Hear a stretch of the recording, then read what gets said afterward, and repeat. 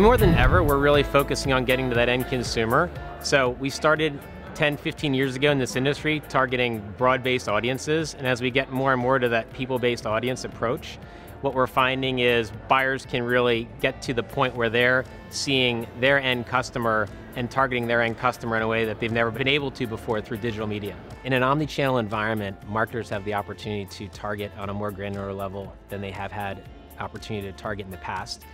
We now see marketers able to target across devices and also provide a much more granular level of experiences for the individual consumer, which will lead to a better and more positive consumer experience when they're consuming not only the content, but the ads when they're on their devices. Video is completely changed over the last 5 years and is going to completely change more in the next 5 years. Nobody's going to be spending their time in front of their television as their primary way of consuming long-form content. And what we're seeing is that shift for users to not only take the snackable bites of content, but also now starting to take in longer form content on their devices, and the interest and eagerness to be able to provide solutions for publishers to monetize those types of content experiences. We've moved from a scenario where mobile has been treated as a separate channel to really looking at consumer experience from an omni-channel standpoint, where if the user's on an iPad, an iPhone, or a desktop device, or a connected TV, it's that same user. It's just a different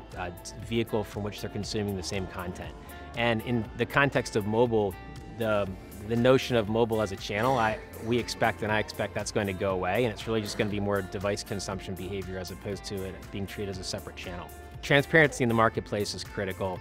Marketers are finding themselves in a position where they're running into bad actors, and every time the ecosystem seems to snuff out bad actors in one area, they seem to reemerge in another area. And what we've seen and what we've experienced is that through focusing on a more transparent supply chain between the buyer and the seller, that helps snuff out those points of confusion and those points of fraud. For example, with ads.txt, that's a great example where it's incredibly clear between the buyer and the seller what the supply and what the inventory that the buyer is receiving and how they're receiving it. And it also removes unauthorized sellers from participating in the supply chain. For a long time, marketers have had the advantage when it comes to data, and marketers have been the ones in the driver's seat when it comes to how data is used, and it created an asymmetrical advantage for buyers relative to the value of that data on a publisher's site. What we've been seeing now with respect to publishers is that they've been able to leverage their first-party data to better not only drive value on their own sites, but in many cases extend those opportunities across third-party sites